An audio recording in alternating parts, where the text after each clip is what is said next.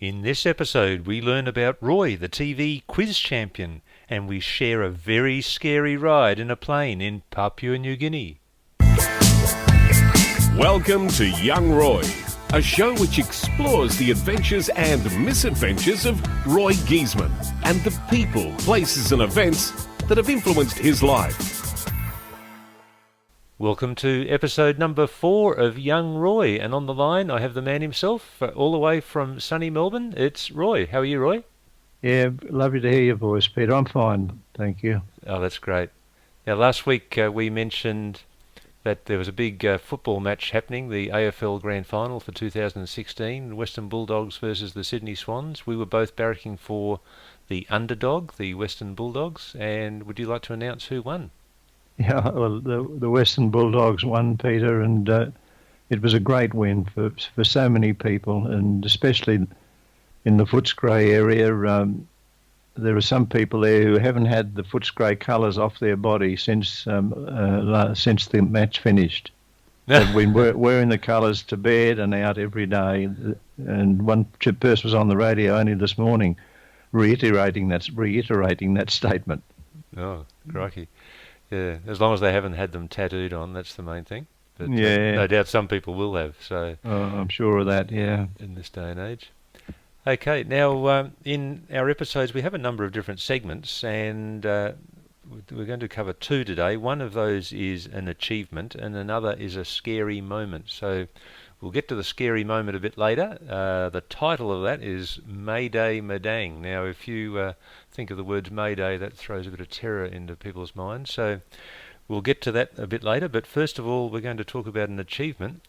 And we're going to talk about some quiz success that you had, and in particular in a TV show called Mastermind. Now, but the story didn't start with Mastermind. Just tell us where the story started then, Roy. Peter, I guess it would have been in the late 60s. Throughout the 60s, there was a show on Channel 7 called £3,000 Question. Yep. And that changed in Clickety-Click 66 to $6,000 Question. Yeah, Cole's $6,000 Question. Yeah. Cole's $6,000 Question. And I used to think I'd be able to do okay because I was fairly quick on things as well, and at that time. And just to clarify, the idea was that people would have a specialty subject, correct? No, this was mainly general knowledge, Pete, as well. Oh, in okay.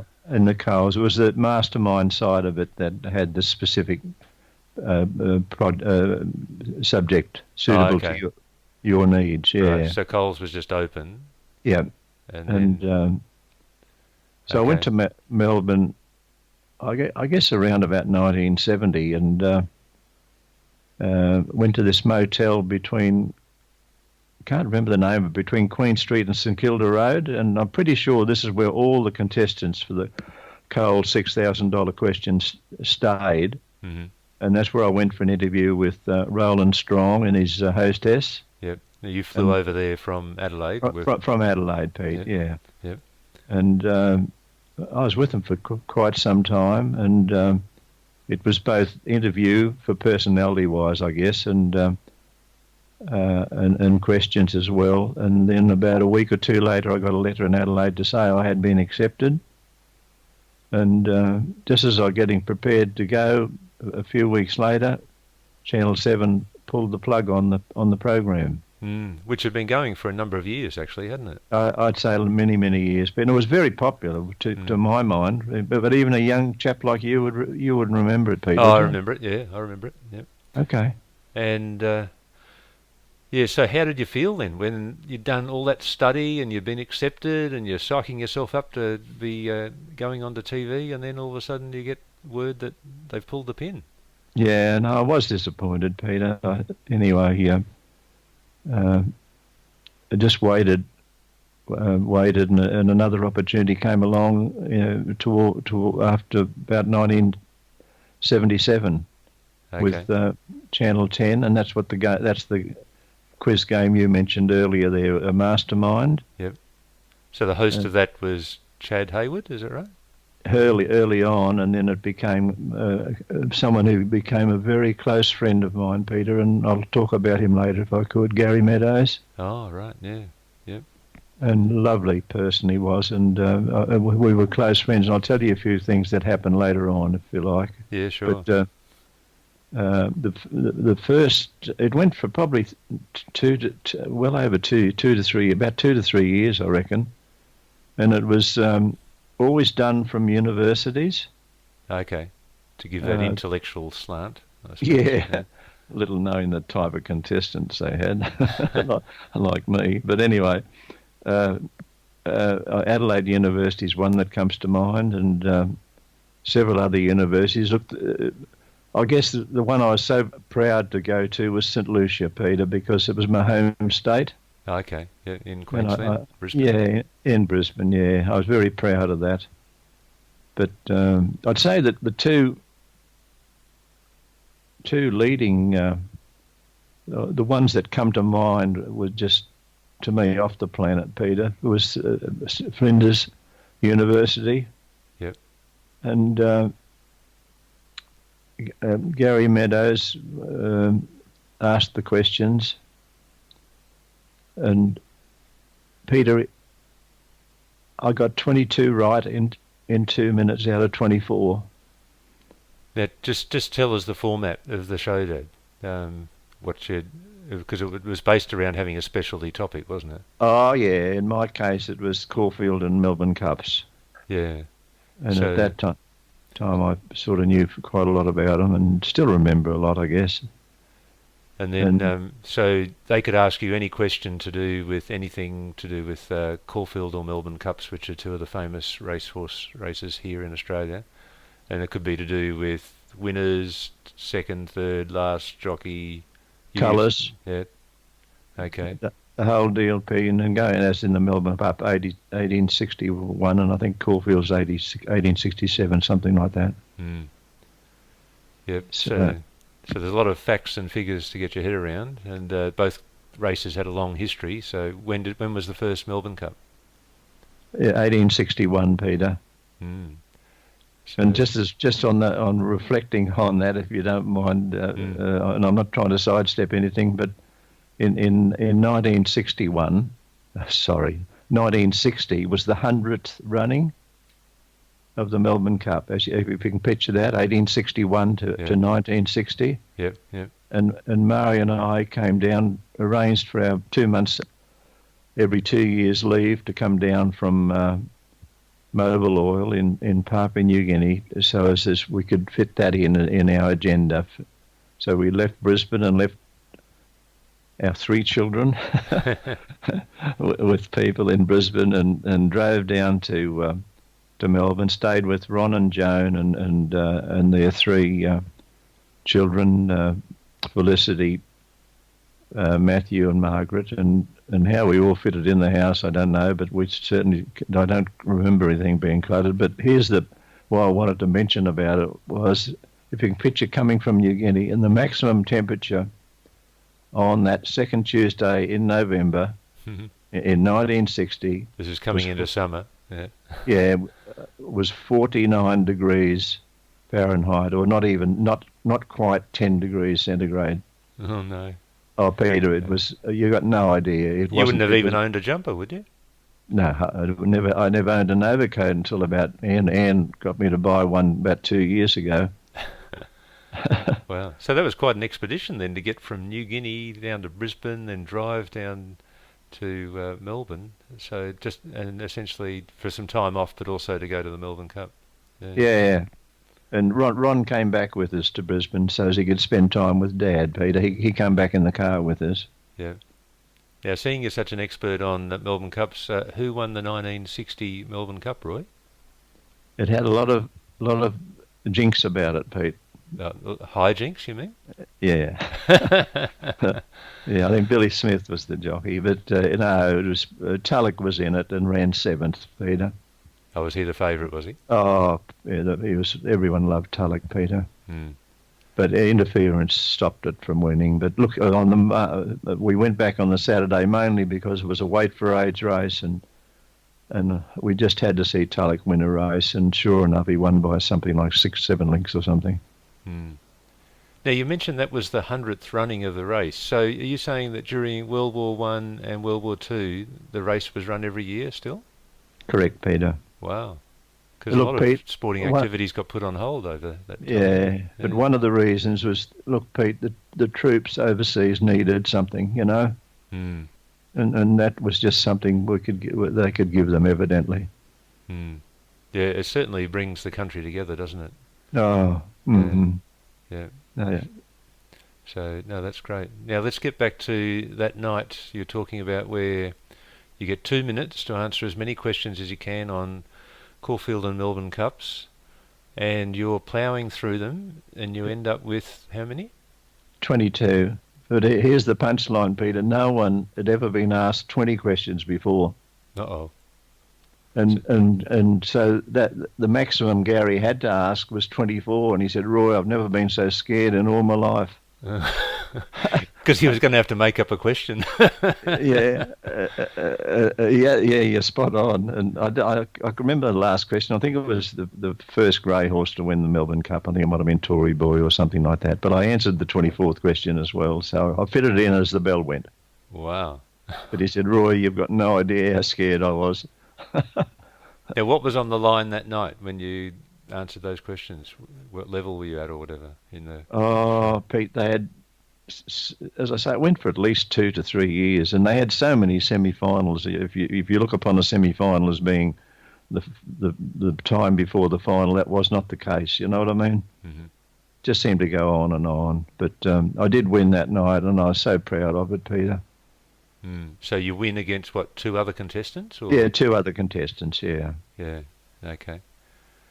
And the second one,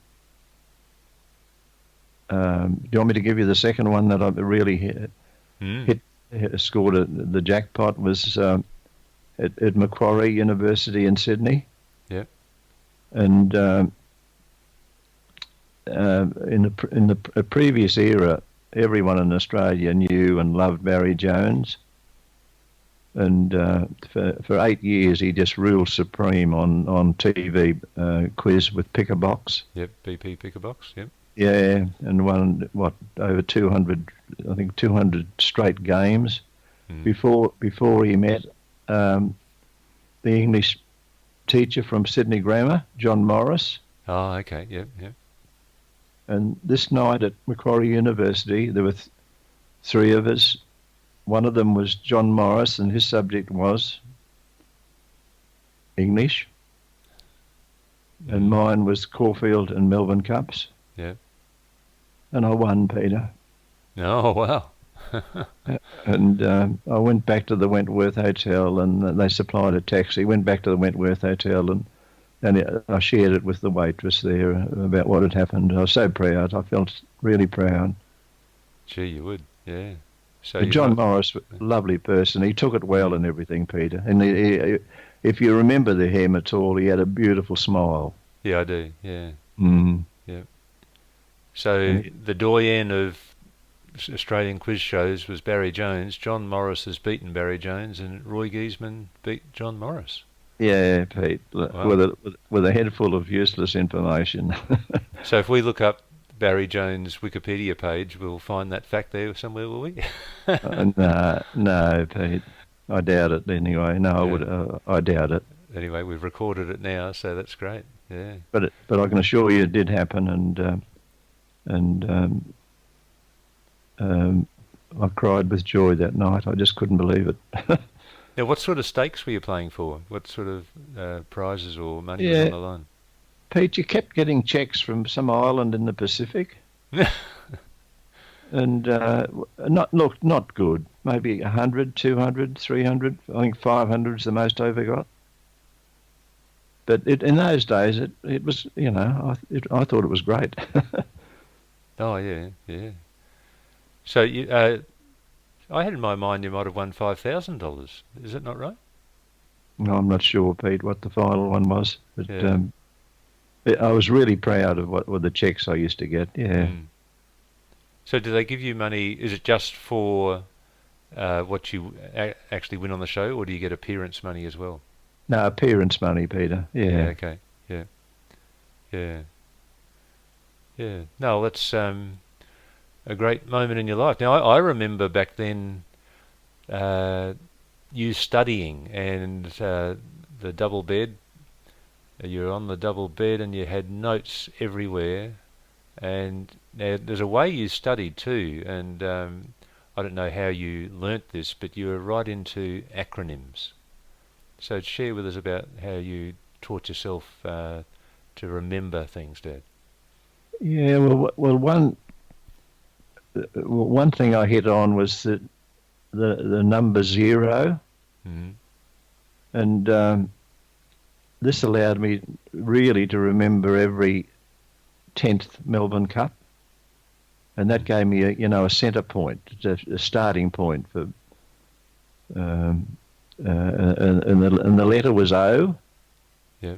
So if you can picture, I'm pretty sure I can remember them all. But in the first one with the O was naturally 1870, and that was nimble foot, double OT. Yeah. So you're saying that the horses actually had an O on the 0 year.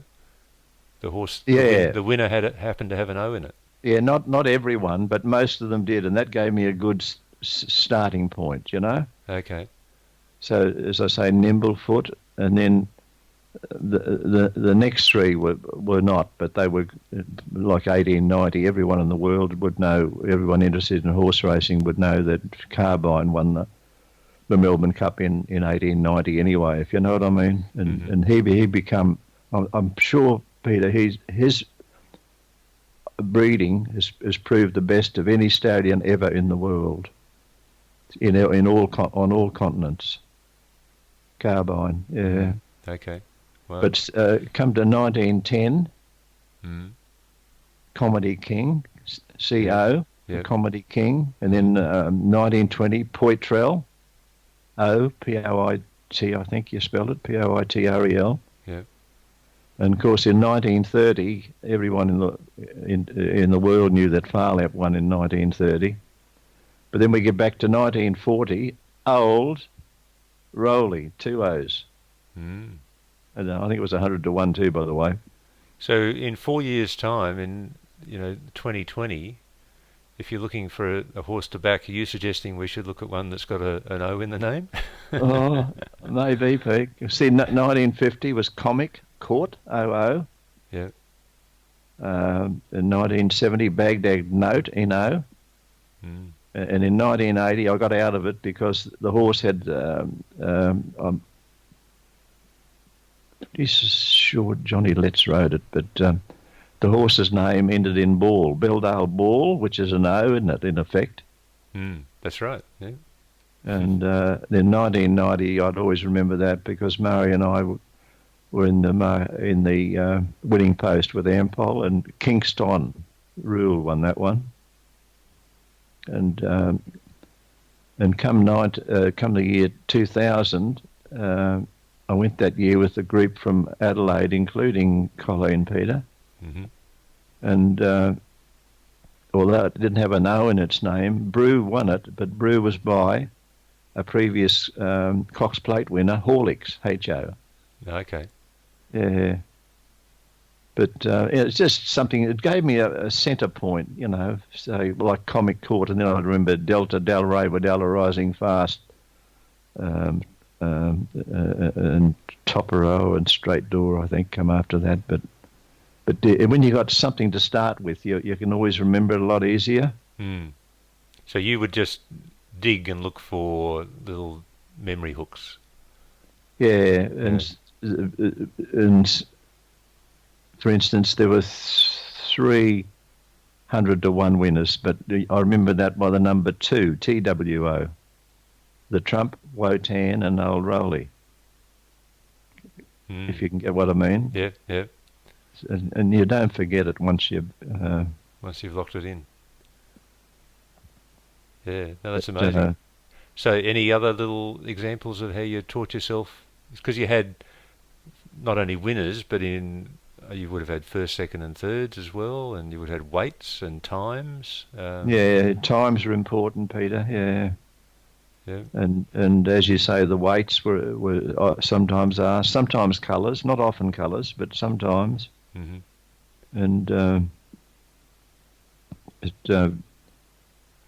one thing I was proud of at the time too. Nearly every household in Australia in that era used to buy. You may remember the name of it, Pete, but I think it was called TV Week. Yeah, I do. Yeah. A smallish sort of book, probably about an A5 size, I'd say. I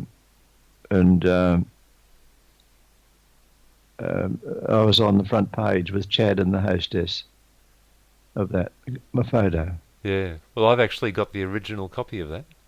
Oh, Peter. Yeah. Truly? It's stored away somewhere. Yeah. Oh, Pete. Thanks for that, Pete. I think at that stage we picked it up at the local Esso service station. It could have had the Esso on the front. Yeah. It was a grey sort of cover. Yeah. A grey's colour, spot on. Yeah. And even I used to visit naturally the head offices of the oil companies and state offices as well. But when I'd come to Melbourne, the tea ladies used to recognise me at that time. Yeah. I used to get a buzz out of that, Pete. Okay. Yeah. No, that's great. Now, you said you were going to say a few things about Gary Meadows. Oh, Pete, thanks for getting back to Gary. Look, he died in his early 40s, I think it was, Peter. Tragic. Wow. And his service at the Palais Theatre at St Kilda on the beach there, a beautiful old building. I'm pretty sure it would be National Heritage for sure. It was chock-a-block, Peter, with the celebration of his life. And how did he die? No, I just can't recall the full details, Peter. But it was tragic, honestly. Yeah, obviously, if you're in your 40s, it's not good. And when I went to Los Angeles on work, this gave me a big thrill because he got me to visit one of his best friends in Los Angeles for dinner. Oh wow! And I got a cab out and with him and the man and his wife, lovely couple, and had a beautiful meal. And just after the meal, they said, "Oh, we've got something special to show you, Roy." And they walked in with this dog, Pete. It was the biggest dog you have ever seen in your life. Well, like an Irish wolfhound or something? Or? Probably. I wished I could tell you the breed of it, Peter. But lovely haired and beautiful dog. And the year before, he had starred in a film and got an Academy Award for The Great D.A. Oh, okay. This dog, the year before, and that would have been 1983, this dog won an Academy Award. Must have been in some special animal category or something. But the name of the film, I can remember the name of the film clearly, The Great D.A. for District Attorney. So. Yeah, I'm just actually, as we speak, Googling that now, and we'll see if I can get an image of the Great D.A. Oh, okay.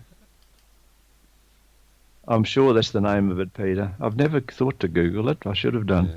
Oh, I'd love you to see the dog. Oh. Yeah, it's not coming up straight away.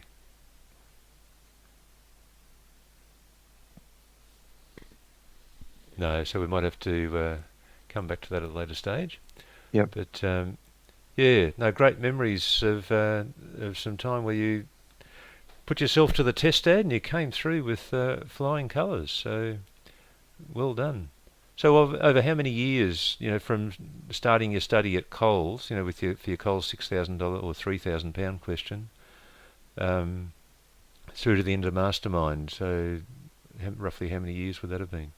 No, I probably had 15 years, I reckon, Peter. Oh, wow. Yeah. But as people keep telling me, I've got a head full of useless information, Peter. But look, I love race. Look, I'm not a big gambler, Peter, and you probably know that. I'm really a gambler. But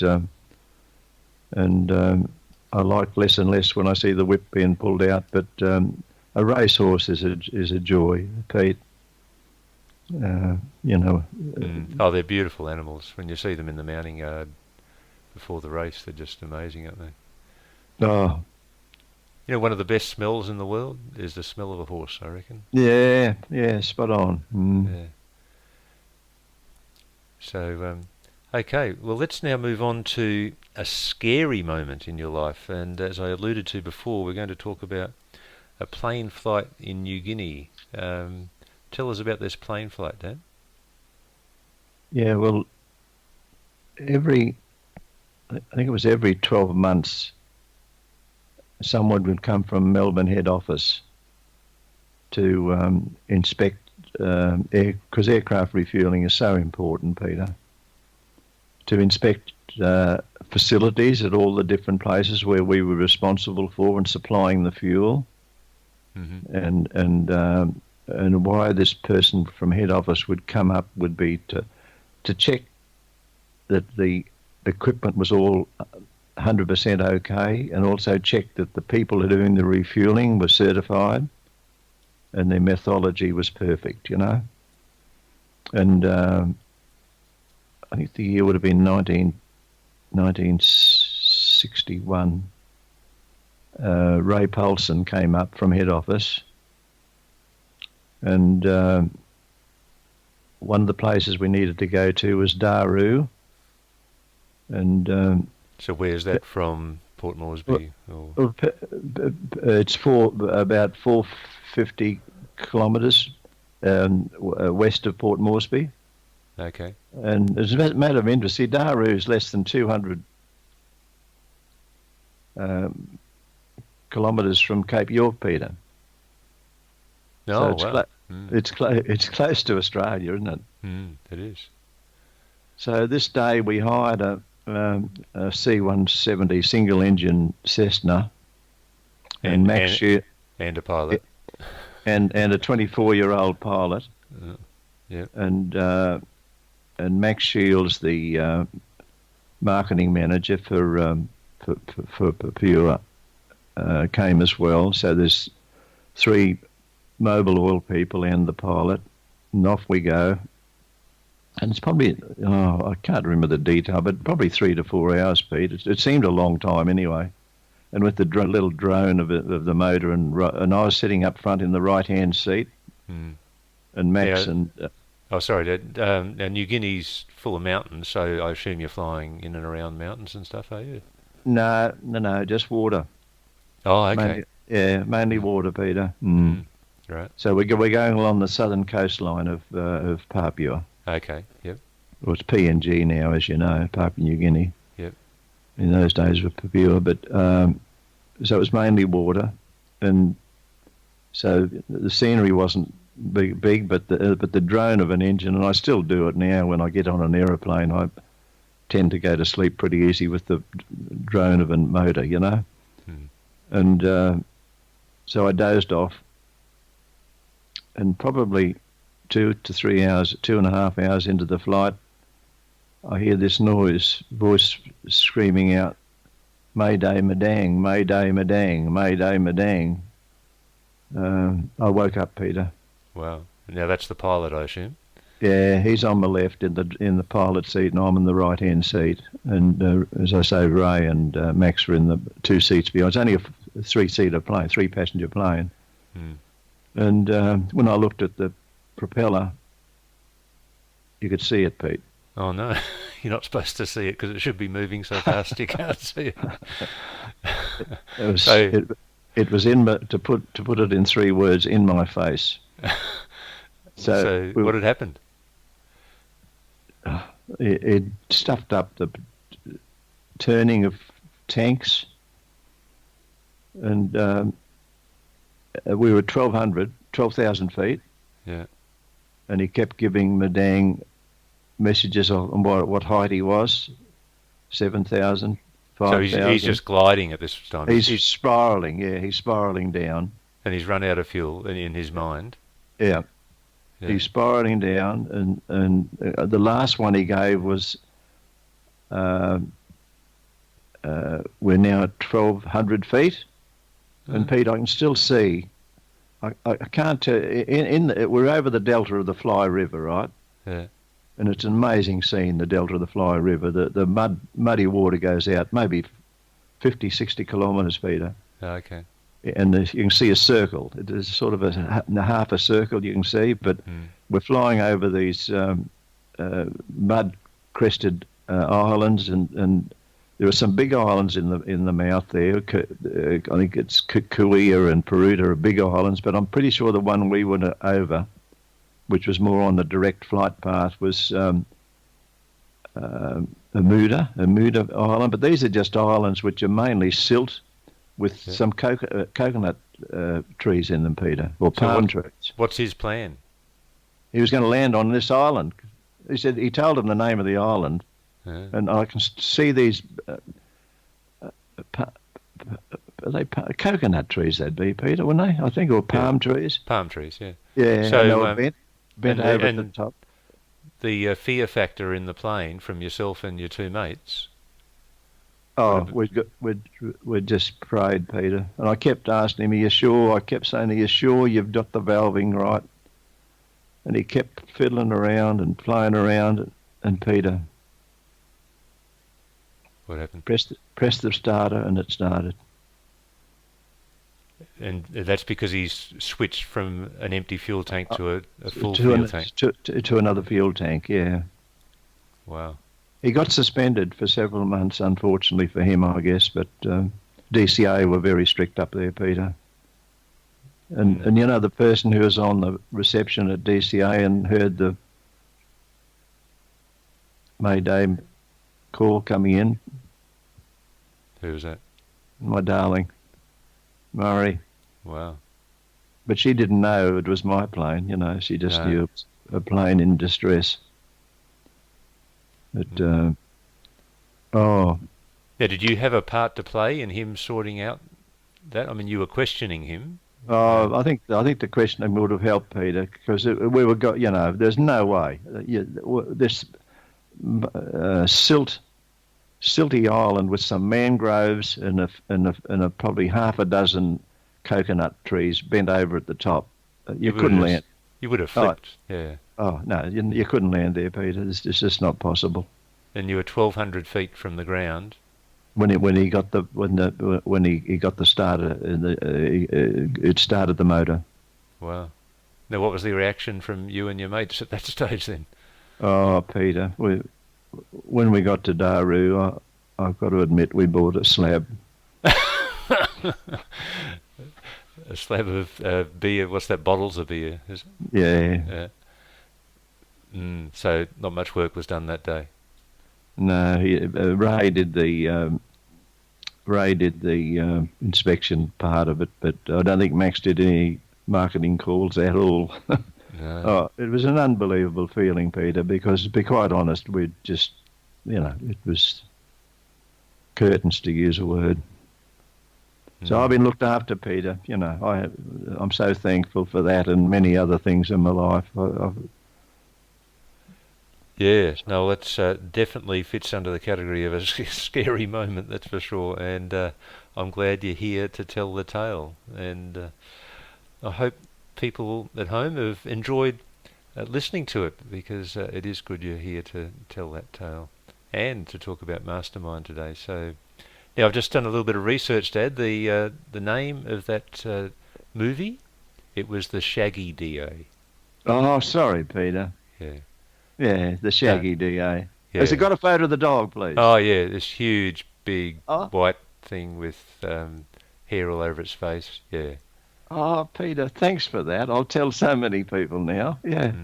And you got it on Google, did you? Yeah, just Google The Shaggy DA and you'll see. Yeah. Thank you very, very much for that, Peter. No worries. No, well, thanks very much for today's episode, Roy, and we'll look forward to hearing from you very, very soon. Yeah, thank you very much, Peter. I hope I'm not boring you to death. Not at all. Yeah. I'm on the edge of my seat at 1,200 feet. Thank you, Peter. Okay, bye, Dad.